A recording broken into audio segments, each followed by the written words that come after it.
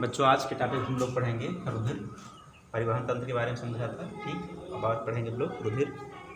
तो रुधिर क्या है? रुधिर एक तरल संयोजित ऊतक है और इसमें जो है इसका जो तरल माध्यम होगा वो क्या कहलाएगा? प्लाज्मा कहलाएगा। तो रुधिर की पहली बात क्या है कि रुधिर तरल संयोजी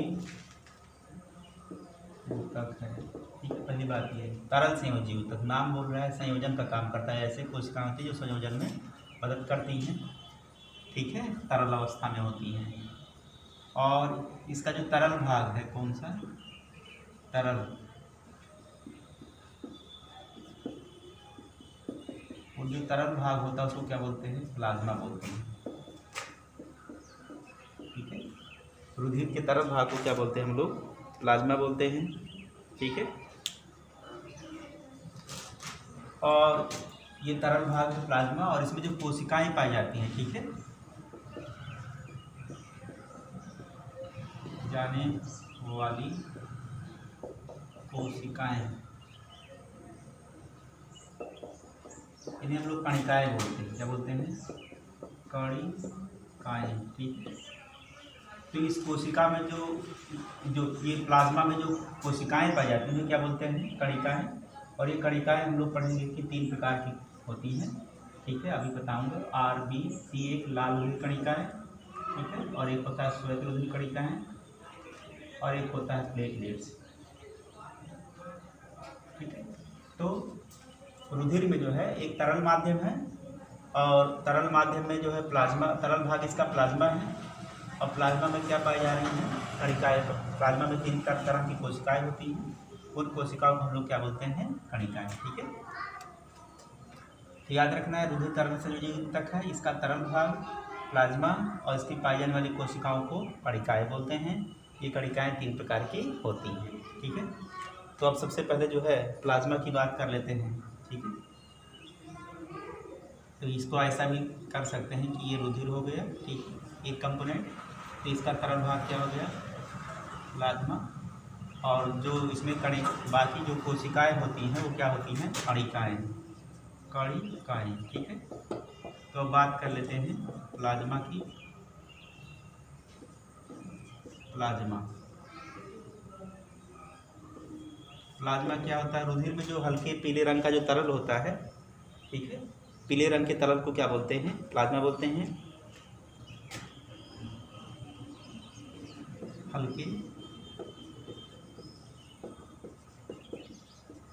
पीले रंग का तरल। ठीक है,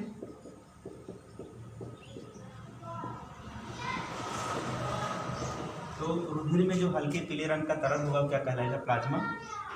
और जो है प्लाज्मा में 90% जल होता है। ठीक है, इसमें जो है इसमें क्या होता है? 90% जल होता है। ठीक है, जल तथा जो शेष 10% होता है उसमें कुछ कार्बनिक और जो है अकार्बनिक यौगिक घुले रहते हैं। ठीक बच्चों, तो उसमें कुछ क्या होंगे? शेष 10% जो है कार्बनिक,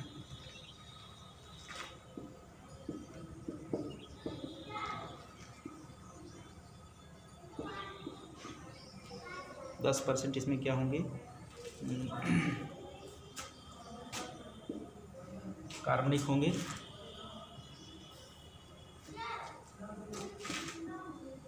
एवं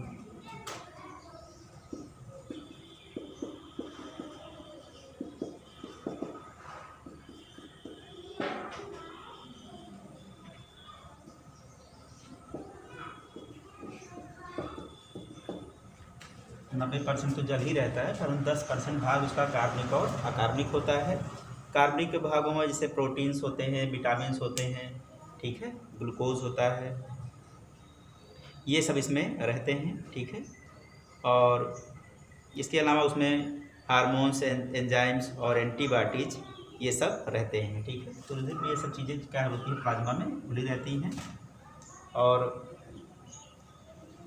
प्लाज्मा के कार्य देख लेते हैं।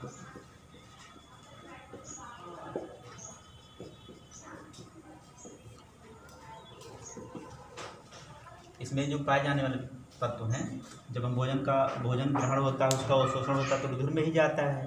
तो जो पोषक पदार्थ होते हैं वो कहाँ होते हैं, इसी प्लाज्मा में आ जाते हैं। ठीक है, अब्जॉर्ब होकर के उसी में आ जाते हैं। इसके अलावा प्रोटीन्स, विटामिन्स जो होते हैं, एंजाइम होते हैं, ये सब भी इसमें पाए जाते हैं। ठीक है, अब प्लाज्मा क्या करता है, इसके कार्य क्या है।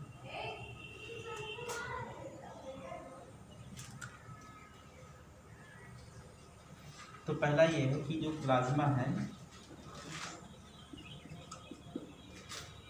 ये जो भोज्य पदार्थ होते हैं उनको जो है क्या करता है, कोशिकाओं तक पहुंचाने का कार्य करता है। तो हम कह सकते हैं कि प्लाज्मा जो होता है ऊतकों की कोशिकाओं को भोज्य पदार्थ पहुंचाने का कार्य करता है। पहली बात ये है, ऊतकों तक पहुंचाने का कार्य करता है। और दूसरा क्या है, ऊतक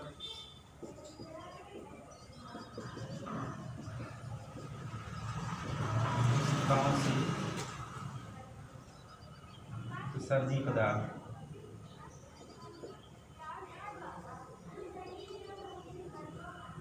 उत्सर्जी पदार्थ का मतलब जैसे CO2, उत्सर्जी पदार्थ को हटाने का कार्य करता है। ठीक है, ये उत्सर्जी पदार्थ को हटाने का भी काम करता है। और इसके अलावा जो है प्लाज्मा शरीर के तापमान के नियंत्रण में भी मदद करता है। ठीक है, तीसरा हो गया शरीर के ताप का नियंत्रण करता है। शरीर के ताप का नियंत्रण करता है, ये भी इसका काम है। ठीक, और फिर क्या करता है, शरीर में पानी की मात्रा का नियंत्रण करता है। ठीक है, शरीर में पानी की मात्रा का भी नियंत्रण करता है।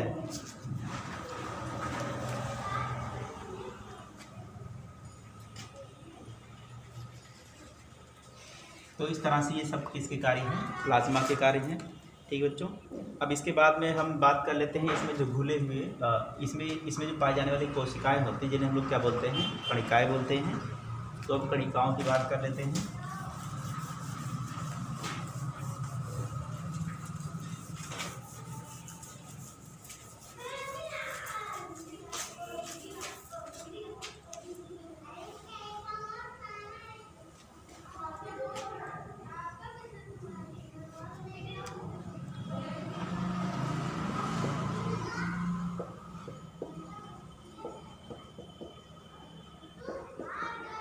रुधिर कणिकाएं क्या होता है कि इसमें जो है रुधिर कोशिकाएं जो है 3 तरह की पाई जाती हैं।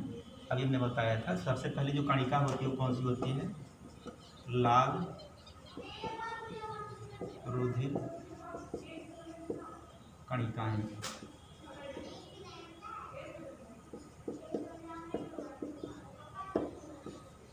इसे हम लोग बोलते हैं RBCs, लाल रुधिर कणिका। ठीक है,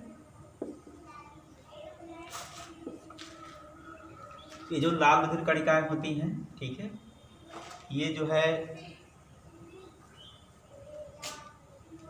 कुछ इस प्रकार की पाई जाती हैं, किनारों पर उभरा हुआ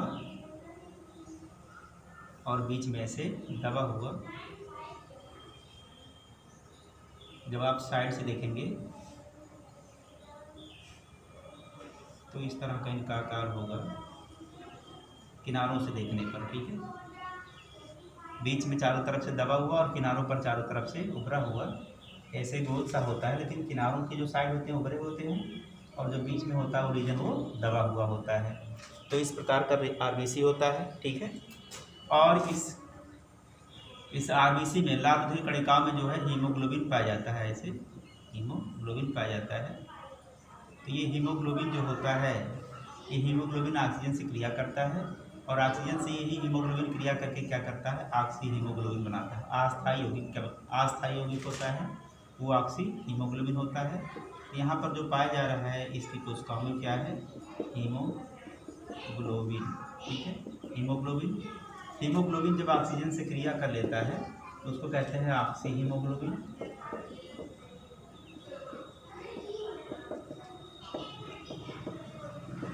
ठीक है। ये हीमोग्लोबिन Hb और ऑक्सीजन और ये बन जाता है HbO2, इसी को बोलते हैं ऑक्सी हीमोग्लोबिन।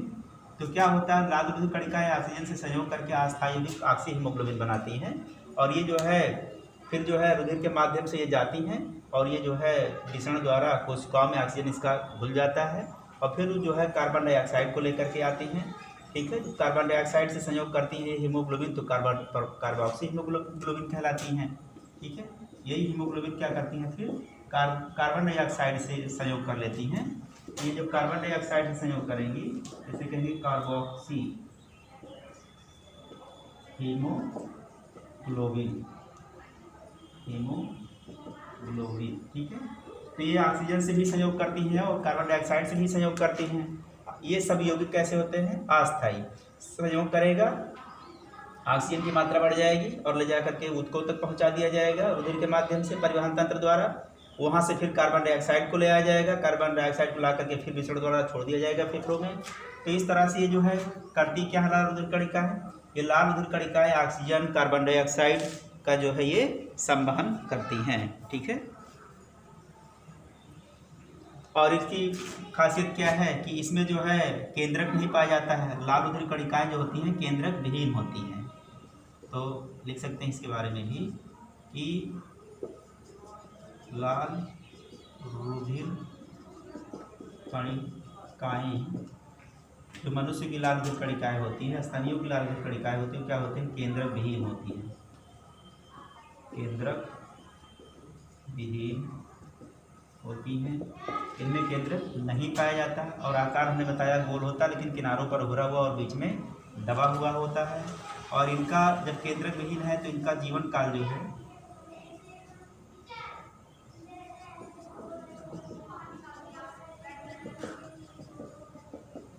वो 120 दिन का होता है। कितना होता है, 120 दिन।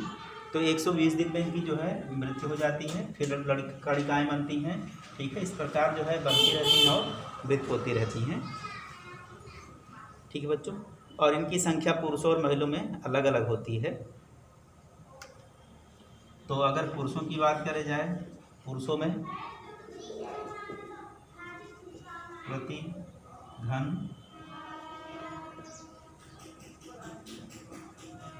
मिलीलीटर रुधिर जो इसकी संख्या होती है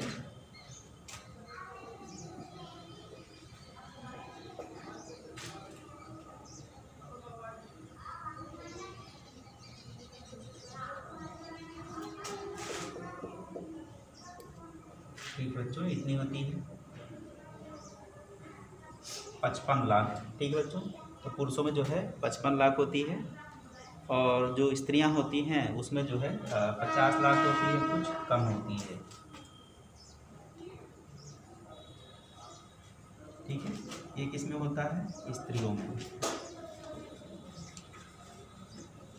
प्रति घन मिलीलीटर रुधिर जो है पुरुषों में इतनी होती है 55 लाख और पुरुषों में, और स्त्रियों में जो होती है वो 50 लाख होती है। तो ये जो है डिफरेंस है पुरुष और स्त्रियों में, ठीक है। तो लाल रुधिर कणिकाओं का रंग जो लाल हमें दिखता है वो रंजक जो हीमोग्लोबिन होता है, इसी के कारण से इसका रंग कैसा दिखता है, लाल दिखता है, ठीक है बच्चों। तो आज के टॉपिक में इतना ही, धन्यवाद।